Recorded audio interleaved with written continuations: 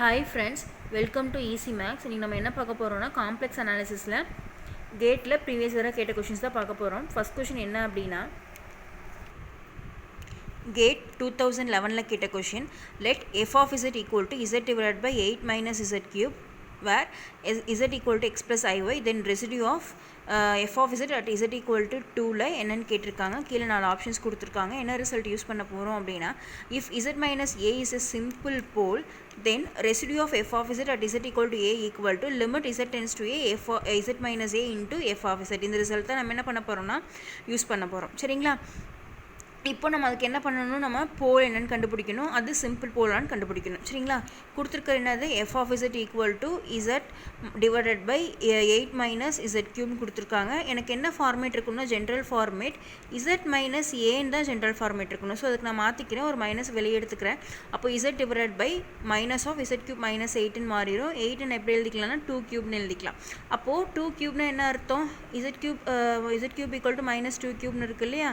அப்போ z cube equal to 2 cube. அப்போ z equal to 2 தான் என்னதுங்க எனக்கு போல். அப்போ z ஈக்குவல் டு 2ங்கிறது போல். அப்புறம் போல் நான் கண்டுபிடிச்சேன், ஏன்னா இங்கே finite number of negative powers தான் இருக்குது, இன்ஃபைனைட் நம்பர் கிடையாது. அப்போ இது என்னது, போல் தான்.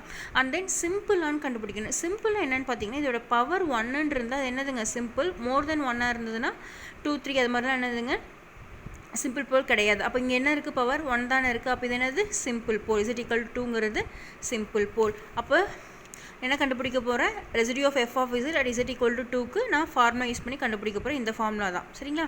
அப்போது நான் மைனஸ் இருக்கு இல்லையா, அதை நான் வெளியே எடுத்துக்கிறேன். அப்போ லிமிட் இசட் டென்ஸ் டு 2, ஏவோட வேல்யூ என்னது 2. அப்போ Z tends to 2, Z minus ஏனா Z minus 2, F of Z that is Z divided by Z cube minus 8. அப்போ அப்ளை பண்ணும்போது என்ன ஆகும், நான் இங்கே என்ன ஃபார்முலா யூஸ் பண்ணியிருக்கேன் அப்படின்னா, ஏ கியூப் மைனஸ் பி கியூப்னா A minus B into A square plus B square plus ஏபிங்கிற ஃபார்முலா யூஸ் பண்ணி சிம்பிளிஃபை பண்ணியிருக்கேன். இப்போது Z minus 2 Z minus 2 cancel ஆகிடும். Remaining limit Z tends to 2, Z divided by Z square plus 4 plus 2z மட்டும் இருக்கும். இங்கே Z by என்ன apply பண்ண போகிறேன், 2ன்னு அப்ளை பண்ணும்போது எனக்கு என்ன கிடைக்கும்னா 2 மைனஸ் 2 டிவைட் பை 12ன்னு கிடைக்கும். சிம்பிளிஃபை பண்ணும்போது மைனஸ் 1 டிவைடட் பை 6ன்னு கிடைக்கும். இதுதான் என்னோட ரெசிடியூ. அப்போது என்னோட ஆப்ஷன் என்னதுங்க, சி தான் கரெக்ட் ஆன்சர். சரிங்களா? சிம்பிள் போலாக இருந்தால் இந்த ரிசல்ட்டு, சிம்பிள் போல் இல்லை அப்படின்னா வேறு ரிசல்ட் யூஸ் பண்ண போகிறோம், அதுக்கு வேறு ப்ராப்ளம் பார்க்கலாம். சரிங்களா? நெக்ஸ்ட் ப்ராப்ளம், கேட் 2012 கேட்ட question, consider the function f of Z equal to z square plus alpha z divided by z plus 1 the whole square whenever alpha not equal to 0. The residue of f of z at its pole is equal to 1, then the value of alpha is dashன்னு கேட்டிருக்காங்க. அப்படின்னா என்னென்னா, ஒரு F of Z function கொடுத்துருக்காங்க.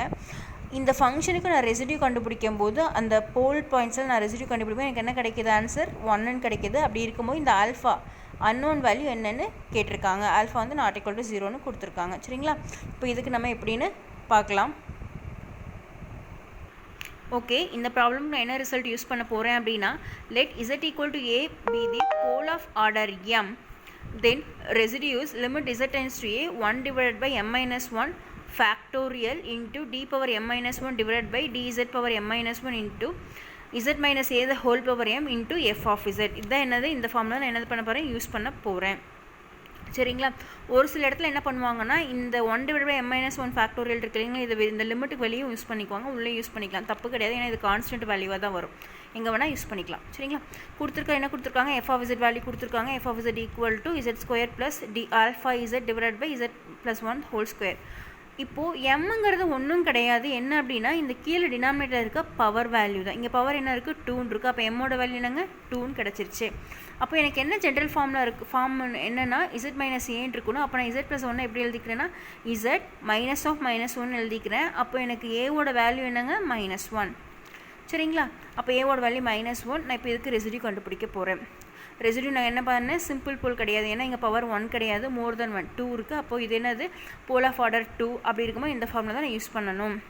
அப்படியே apply பண்ணேன் அப்படின்னா, residue of F of Z at Z equal to -1ல limit Z tends to -1 m minus 1 factorial. அப்போது 2 minus 1 1 factorial, 1 divide by 1 factorial d power m minus 1. 2 minus 1 என்னது 1. அப்போது d divide by dz of z minus a whole power m, z plus 1 whole power 2 இப்போ f of z value apply பண்ணியாச்சு. இந்த z plus 1 whole square z plus 1 whole square cancel ஆகிடும். Remaining limit z tends to -1 d by dz of z square plus alpha z இருக்கும். இந்த 1 by 1 factor என்னதுங்க cancel ஆகிடும், 1 தான். சரிங்களா? இப்போ நான் என்ன பண்ண போகிறேன், டிஃப்ரென்ஷியேட் பண்ணும்போது என்ன கிடைக்கும், 2zனா z ஸ்கொயர் டிஃப்ரென்ஷியேட் பண்ணால் 2z plus alpha z differentiate பண்ணும்போது ஆல்ஃபான்னு கிடைக்கும். அப்போ நான் என்ன பண்ண போகிறேன், லிமிட் அப்ளை பண்ணேன் அப்படின்னா -2 ப்ளஸ் ஆல்ஃபான்னு கிடைக்கும். எனக்கு ப்ராப்ளம் என்ன கொடுத்துருந்தாங்கன்னா, நான் வந்து ரெசிடியூ வந்து z ஈக்குவல் டு -1க்கு போடும்போது எனக்கு என்ன வேல்யூன்னு கொடுத்துருக்காங்க, அவங்களே 1ன்னு கொடுத்துருக்காங்க. அப்போது இந்த ஃபார்முலா நான் யூஸ் பண்ணி கண்டுபிடிச்சிருக்கேன் இல்லையா, அந்த வேல்யூவும் அந்த 1 ஈக்குவல் தானே. அப்போ ரெண்டு ஈக்குவேட் பண்ணலாம் இல்லையா. அப்போ -2 ப்ளஸ் ஆல்ஃபா ஈக்குவல் டு 1, அப்போ alpha equal to 1 + 2 that is alpha equal to 3. அவ்வளோதான். என்னென்னா ப்ராப்ளமில் என்ன கொடுத்துருக்காங்கன்னா, எனக்கு ரெசிடியூ கண்டுபிடிச்ச எனக்கு அந்த ரெசிடியூ வேல்யூ வந்து 1ன்னு கொடுத்துருக்காங்க. அந்த வேல்யூ நான் இப்போ கண்டுபிடிச்சிருக்கேன் இல்லையா ஃபார்முலா அப்ளை பண்ணி, அந்த வேல்யூ எனக்கு ஈக்குவல் தான். ஸோ ரெண்டையும் நான் ஈக்குவேட் பண்ணிவிட்டு ஆல்ஃபா வேல்யூ கண்டுபிடிச்சிடுறேன். ஸோ என்னோட ஆப்ஷன் டி தான் கரெக்ட் ஆன்சர். சரிங்களா? கொடுத்துருக்காங்களே 1ன்னு அதை ஈக்குவேட் பண்ணி தான் நான் ஆன்சர் கண்டுபிடிச்சேன். ஓகேவா? காம்ப்ளெக்ஸ் அனாலிசிஸை பொறுத்த வரைக்கும் ரெசிடியூஸ் எல்லாம் ரொம்ப இம்பார்ட்டன்ட். அது வந்து சிம்பிள் ஃபார்முலாஸ் தான். அது ஜஸ்ட் மக்கப் பண்ணிக்கிட்டிங்கன்னா அது ஈஸியாக இருக்கும். சரிங்களா? ரெசிடியூஸ் கண்டுபிடிக்க ரொம்ப கஷ்டம் கிடையாது. ஓகேவா? ஈஸி மேக்ஸை ஃபஸ்ட் டைம் பார்க்குறவங்களா இருந்தால் சப்ஸ்கிரைப் பண்ணிக்கோங்க, லைக் பண்ணிக்கோங்க, ஷேர் பண்ணிக்கோங்க. தேங்க்யூ.